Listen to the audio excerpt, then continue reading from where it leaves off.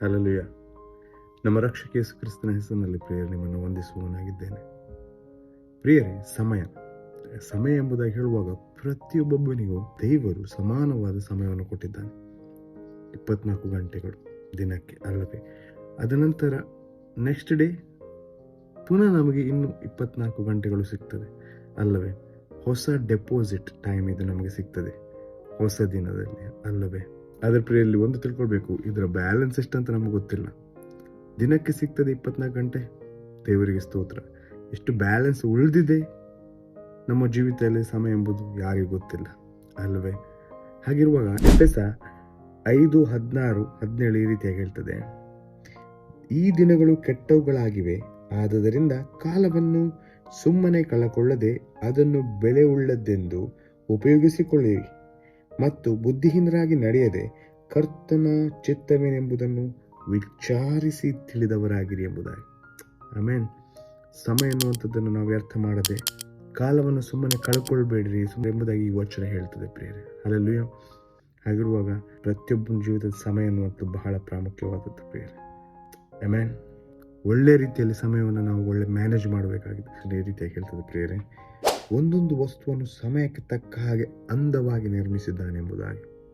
ಆಮೇನ್. ಪ್ರಿಯರೇ, ದೇವರು ತನ್ನ ಸಮಯದಲ್ಲಿ ಎಲ್ಲ ಕಾರ್ಯವನ್ನು, ನನಗೆ ನಿನಗಿಟ್ಟಂತ ಪ್ರತಿಯೊಂದು ಕಾರ್ಯವನ್ನು ಅತ್ಯುತ್ತಮವಾಗಿ, ಉನ್ನತವಾಗಿ, ಅತಿ ಸುಂದರವಾಗಿ ಆತನು ಪರಿಪೂರ್ಣವಾಗಿ ಆತನು ನೆರವೇರಿಸುವವನಾಗಿದ್ದಾನೆ.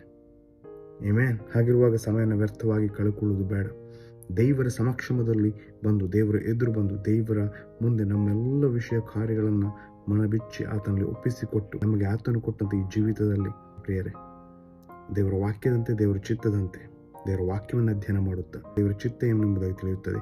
ದೇವರು ನನಗೆ ನಿಮಗೆ ಇಟ್ಟಂತ ಎಲ್ಲ ಕಾರ್ಯಗಳು ಪ್ರಕಟವಾಗ್ತದೆ, ವ್ಯಕ್ತವಾಗುತ್ತದೆ.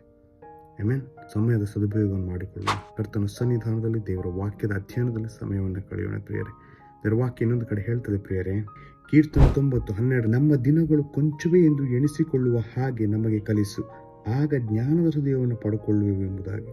ನಮ್ಮ ದಿನಗಳು ಕೊಂಚವೇ ಅಲ್ವಾ? ನಮಗೆ ಈ ದಿನ ಕೊಟ್ಟಿದ್ದಾರೆ ದೇವರು, ಇಷ್ಟು ಗಂಟೆಗಳನ್ನು ಕೊಟ್ಟಿದ್ದಾರೆ ಆಶೀರ್ವಾದವಾಗಿ. ಅದರಲ್ಲಿ ನಾವು ಆನಂದಿಸುವ, ಆತನಿಗೆ ಸ್ತೋತ್ರ ಪದಗಳ ಮೂಲಕ, ಸ್ತುತಿ ಪದಗಳ ಮೂಲಕ, ನಾವು ಧನ್ಯವಾದಗಳ ಮೂಲಕ ನಮಗೆ ದೇವರು ಕೊಟ್ಟ ಸಮಯವನ್ನು ಆತನ ಮಹಿಮೆಗೆ ಕಳೆಯುವ ಪ್ರಿಯರೇ. ಇನ್ನಿತರನ್ನು ಕರ್ತನ ಕಡೆಗೆ ನಡೆಸುವ, ದೇವರು ಕೊಟ್ಟದ ಈ ಜೀವಿತ ಎಂಬ ಓಟವನ್ನು ಪ್ರಿಯರೇ ಆತನ ಮಹಿಮೆಗಾಗಿ ಸಮಯವನ್ನು ವ್ಯರ್ಥ ಮಾಡದೆ ಆತನ ಮಹಿಮೆಗಾಗಿ ಓಡೋಣ. ಹಲ್ಲೆಲೂಯಾ. ಸಮಯ ಬಹಳ ಅಮೂಲ್ಯವಾದದೆಂದು ತಿಳಿದುಕೊಂಡು ಅದನ್ನು ಆತನ ಮಹಿಮೆಗಾಗಿ ಉಪಯೋಗಿಸುವ ಪ್ರಿಯರೇ. ಈ ಒಂದು ಸಣ್ಣ ವಿಡಿಯೋದಿಂದ ನಿಮಗೆ ಉತ್ತೇಜನವಾಗಿದೆ ಎಂಬುದಾಗಿ ನಂಬ್ತೇನೆ. ಪ್ರಾರ್ಥನೆ ಮಾಡುವ. ಪರಿಶುದ್ಧನಾದ ತಂದೆ ದೇವರೇ, ಈ ದಿನ ಸಮಯಕ್ಕಾಗಿ ಸ್ತೋತ್ರ ಸ್ವಾಮಿ. ಯೇಸುವೆ, ನಿನ್ನ ಕೃಪೆಯಿಂದ ಈ ವಾಕ್ಯವನ್ನು ಸಾರಲಿ ಕೊಡುತ್ತ ಕೃಪೆಗಾಗಿ ಸ್ತೋತ್ರ. ಹೌದು ಕರ್ತನೆ, ಸಮಯವನ್ನು ನೀನು ನಮಗೋಸ್ಕರ ಕೊಟ್ಟಿದ್ದಿ ಕರ್ತನೆ. ಈ ಸಮಯವನ್ನು ನಿನ್ನ ರಾಜ್ಯದ ಮಹಿಮೆಗಾಗಿ, ನಿನ್ನ ವಾಕ್ಯದಲ್ಲಿ, ನಿನ್ನ ಬಲದಲ್ಲಿ, ನಿನ್ನ ಸೇವೆಯಲ್ಲಿ ನಾವು ಕಳೆಯುವಂತೆ, ನಿನ್ನ ರಾಜ್ಯದ ಮಹಿಮೆಗೆ ಜೀವಿಸುವಂಥ ಮಕ್ಕಳನ್ನಾಗಿ ನಮ್ಮ ನೀನು ಮಾಡಿದ್ದಕ್ಕಾಗಿ ಸ್ತೋತ್ರ ಸಲ್ಲಿಸ್ತೇವೆ.